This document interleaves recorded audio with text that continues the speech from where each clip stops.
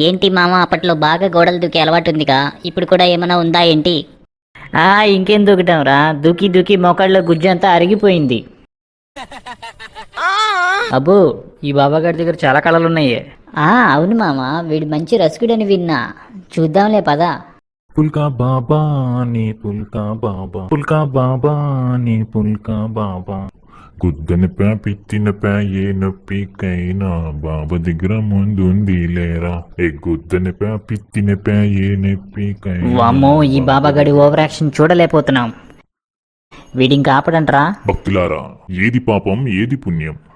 నీ పాప నీది అనుకోవటం పుణ్యం, అందరు పాపలు నాదే అనుకోవటం పాపం.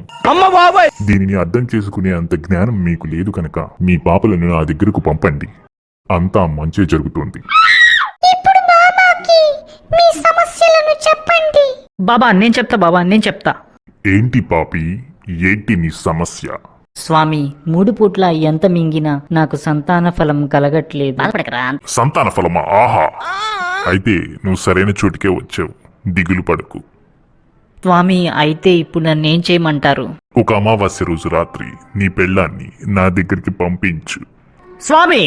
అరే పాపి, తప్పుగా అనుకోకు, పూజ కోసం రా సుంట.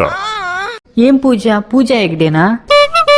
అమావాస్య రాత్రి 2 నిమ్మకాయలు 1 మిరపకాయతో మహాయజ్ఞం చేయాలిరా. ఎండిమిరపకాయ, పచ్చిమిరపకాయ స్వామి?